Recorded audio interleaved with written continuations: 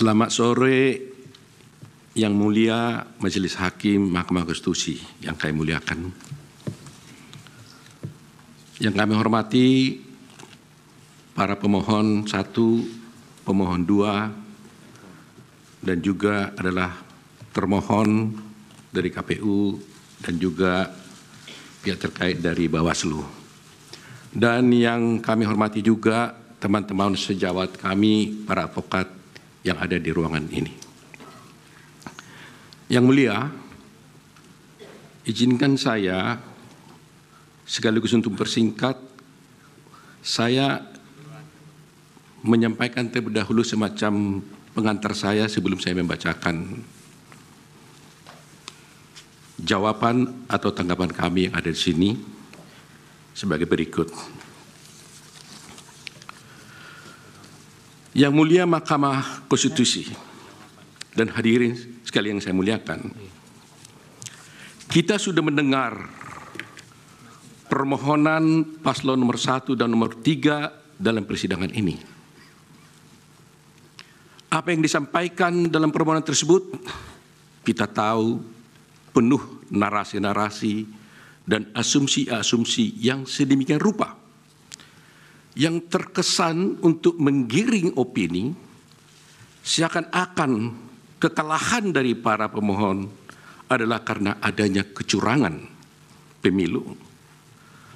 Narasi-narasi yang dikembangkan dan yang dibangun seakan-akan rakyat memilih Prabowo Gibran adalah karena kecurangan dan karena adanya bansos. Terus terang, hal ini sangat menyakitkan dan melukai hati masyarakat Indonesia dan menafikan hak mayoritas rakyat Indonesia untuk menentukan pilihannya dengan bebas. Karena rakyat Indonesia memilih Prabowo Gibran sebagai presiden karena mereka mencintai dan menginginkan Prabowo Gibran sebagai Presiden dan Wakil Presiden Republik Indonesia. Pilihan tersebut dilakukan oleh rakyat Indonesia berdasarkan hati nuraninya. Jadi, kalau dituduhkan dan rakyat dituduh memilih karena adanya bansos, karena adanya kecurangan, itu melukai hati rakyat mayoritas Indonesia yang memilih Prabowo Gibran sebagai presiden dan wakil presiden yang mereka cintai. Yang kedua, pemilu kali ini adalah pemilu yang paling damai dan tentu paling baik, bukan paling buruk seperti yang disampaikan oleh para pemohon. Kalau pemohon dalam permohonannya menyampaikan narasi-narasi yang bersifat asumsi dan tuduhan-tuduhan kecurangan, maka kami kuasa hukum Prabowo Gibran tidak akan terpancing dan tidak akan terpengaruh dengan narasi-narasi dan diksi-diksi kecurangan yang dituduhkan. Tetapi kami akan tetap berpegang teguh kepada prinsip-prinsip kejujuran, profesionalisme, sehingga kami akan memberikan analisa juridis untuk membantah dalil-dalil pemohon, dan kami akan membantah dalil-dalil pemohon tersebut tidak dengan narasi-narasi yang asumsi dan asumsi-asumsi, tidak akan menggiring opini. Kami akan sampaikan secara jelas dengan argumentasi hukum disertai dengan bukti-bukti yang ada. Ketiga, bahwa kita tahu perkara ini seharusnya tidak diajukan ke MK, melainkan ke Bawaslu, karena isi permohonan tidak sesuai dengan ketentuan Undang-Undang khususnya pasal 475 Undang-Undang Pemilu, sehingga dapatlah dikatakan permohonan pemohon tersebut adalah salah kamar. Demikian juga petitum pemohon juga tidak sesuai dengan hukum acara yang berlaku di Mahkamah Konstitusi, karena kita lihat petitum pemohon telah menyasar kemana-mana, sehingga terkesan permohonan tersebut, petitum tersebut seperti petitum sapu jagat. Karena pihak-pihak yang tidak pihak pun di perkara ini telah dimintakan untuk diperintahkan oleh Mahkamah Konstitusi untuk dihukum atau diperintahkan untuk melakukan.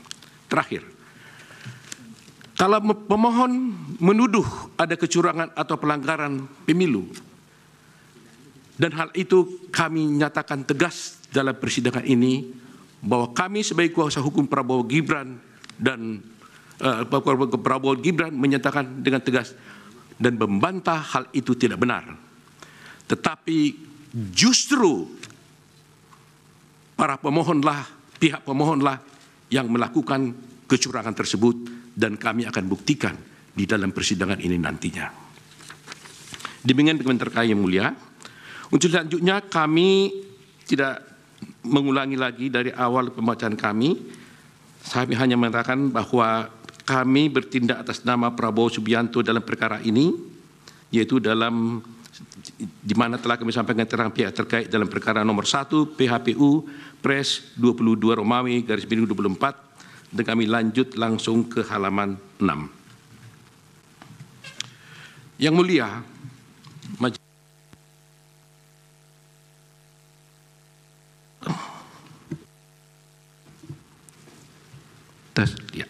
Yang mulia, pasal 6 ayat 3 Undang-Undang Dasar Republik Indonesia tahun 45 menyebutkan, yaitu di ayat 3, pasangan calon presiden dan wakil presiden yang mendapatkan suara lebih dari 50% dari jumlah suara dalam pemilihan umum dengan sedikitnya 20% suara di setiap provinsi yang tersebar di lebih dari setengah jumlah provinsi Indonesia dilantik menjadi presiden dan wakil presiden. Berdasarkan norma konstitusi dimaksud, maka pihak terkait telah memenuhi persyaratan yang diamanatkan oleh konstitusi sehingga wajib dilantik menjadi presiden dan wakil presiden Republik Indonesia periode 2024-2029. Tingginya perolehan jumlah suara yang sah diperoleh pihak terkait sudah barang tentu menunjukkan adanya kepercayaan dan keinginan begitu tinggi dari mayoritas rakyat Indonesia di hampir seluruh wilayah negara Republik Indonesia, termasuk daerah pemilihan luar negeri, guna memberikan amanat kepada pihak terkait untuk menjadi presiden dan wakil presiden Republik Indonesia 2024-2029. Rakyatlah yang dalam hal ini berdaulat menjadi penentu dari konsentrasi 3 pasangan calon presiden dan wakil presiden Indonesia, yang mana kami yakini ketiga pasangan calon adalah putra-putra terbaik yang dimiliki oleh bangsa Indonesia saat ini. Berkenaan dengan pasal 6A ayat 3 Undang-Undang Dasar Negara Republik Indonesia tahun 45, dan katanya dengan hasil pemilihan umum presiden dan wakil presiden tahun 2024 tersebut di atas, maka pihak terkait mengingatkan agar semua pihak secara bijak, penuh kehati-hatian dan dengan penuh rasa tanggung jawab secara bersama-sama senantiasa menjaga agar norma pasal 6A ayat 3 Undang-Undang Dasar ini dimaksud tidak terlanggar. Jangan sampai setelah pemilihan umum diperoleh atas adanya ketidakpuasan dan kepentingan pihak-pihak tertentu terhadap hasil pemilihan umum presiden dan wakil presiden dimaksud, kemudian terus-menerus dilakukan upaya-upaya delegitimasi dan penegasan terhadap hasil pemilu itu dengan alasan-alasan yang tidak konstitusional dan tidak bersesuaian dengan peraturan undang-undang yang berlaku. Dalam konteks ini, bila mana kita mencermati permohonan dari pemohon akuo, maka tampak adanya upaya-upaya yang tidak berlandasan hukum dari pemohon untuk menegasikan jumlah suara sebanyak 96.214.691 dari rakyat Indonesia kepada pihak terkait. Hal ini atas alasan dalam permohonannya, pemohon berupaya agar Mahkamah Konstitusi kendati pun tidak menjadi kewenangannya untuk melakukan diskualifikasi kepada pihak terkait, bahkan tanpa pemohon menguraikan mengenai berapa sesungguhnya jumlah suara yang benar menurut pemohon, sehingga mempengaruhi keterpilihan pihak terkait untuk kemudian dilantik sebagai presiden, sebagaimana ditentukan dalam pasal 6 ayat 3 Undang-Undang Dasar tersebut. Upaya penegasian oleh pemohon dimaksud merupakan suatu bentuk pengingkaran terhadap demokrasi yang sangat berpotensi melanggar norma pasal 6 Undang-Undang Dasar 45 atas alasan pasangan calon presiden dan wakil presiden seyogianya dilantik menjadi presiden dan wakil presiden Republik Indonesia karena memperoleh jumlah suara sebanyak tersebut di atas dan menang di hampir seluruh wilayah Republik Indonesia. Kemudian dipaksakan oleh pemohon tanpa disertai dengan basis data dan angka sehubungan dengan jumlah suara sah menurut dalil pemohon sebagaimana diatur oleh peraturan perundang-undangan. Bila mana kemudian didalilkan oleh pemohon bahwasanya diskualifikasi menjadi relevan karena isu pencalonan wakil presiden yakni Bapak Gibran Raka Buming Raka, tentulah dia tidak relevan. Atas alasan pencalonan Bapak Gibran Raka Buming Raka itu sendiri adalah didasarkan pada putusan Mahkamah Konstitusi nomor 90 garis miring PUU garis garing 21 garis 23, sehingga pemohon bukan lagi berhadapan dengan KPU atau termohon dan pihak terkait, tetapi dengan Mahkamah Konstitusi itu sendiri.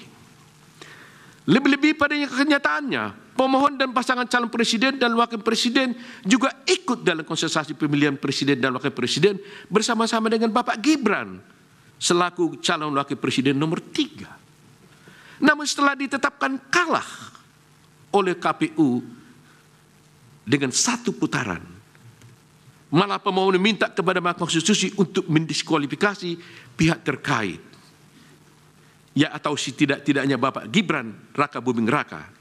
Ini suatu sikap inkonsistensi yang nyata dan sebenarnya dari pemohon.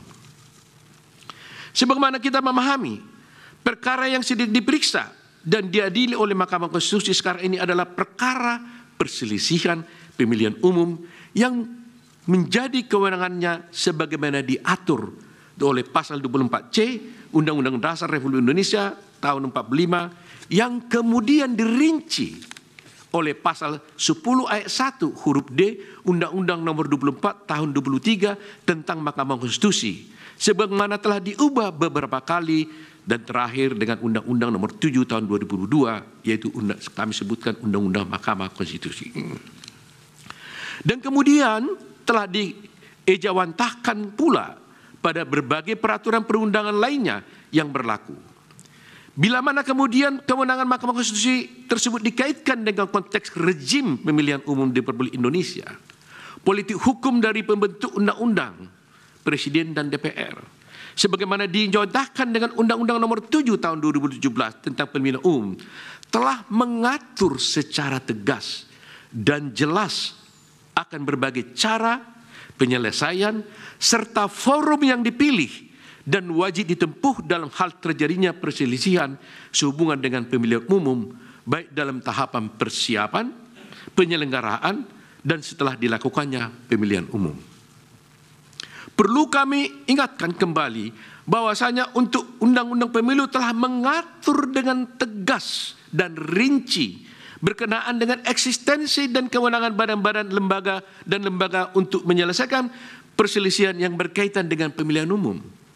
Lembaga-lembaga itu ada yang merupakan kekuasaan kehakiman yang dijalankan oleh badan peradilan seperti peradilan umum untuk mengadili perkara pidana dalam penyelenggaraan pemilu yang sebelumnya telah diproses oleh Sentra Penegakan Hukum Terpadu atau Gakumdu yang terdiri dari unsur Bawaslu, Kepolisian Negara Republik Indonesia, Kejaksaan, kemudian tata usaha negara-negara untuk menyelesaikan adanya persoalan dan perselisihan yang berada dalam ruang lingkup administrasi dan proses-proses penyelenggaraan pemilu yang sebelumnya telah diproses melalui Bawaslu dan kepada Mahkamah Konstitusi untuk menyelesaikan perselisihan hasil pemilu.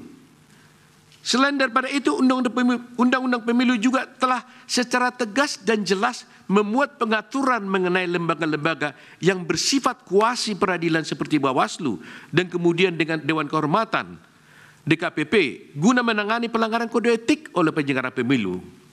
Dengan adanya pembagian eksistensi dan kewenangan badan-badan lembaga peradilan dan kuasi peradilan tersebut di atas, maka tercipta pemilu yang teratur, adil, efektif, dan demokratis guna mengawal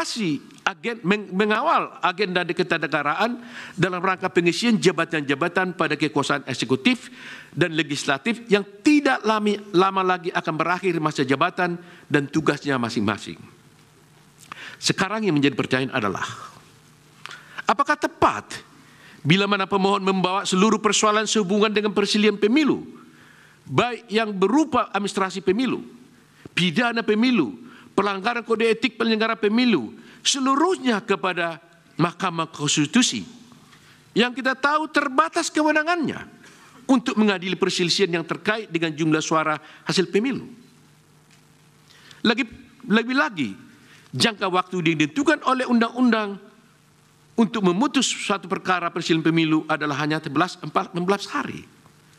Asal dasar itu, hemat kami, permohonan akuo justru merupakan kemunduran dan suatu bentuk ketidakbijakan oleh pemohon yang berpotensi melanggar norma konstitusi dan peraturan perundang-undangan yang berlaku, sekaligus mengabaikan adanya pengaturan penyelesaian perselisihan pemilu sebagai ditentukan oleh undang-undang pemilu.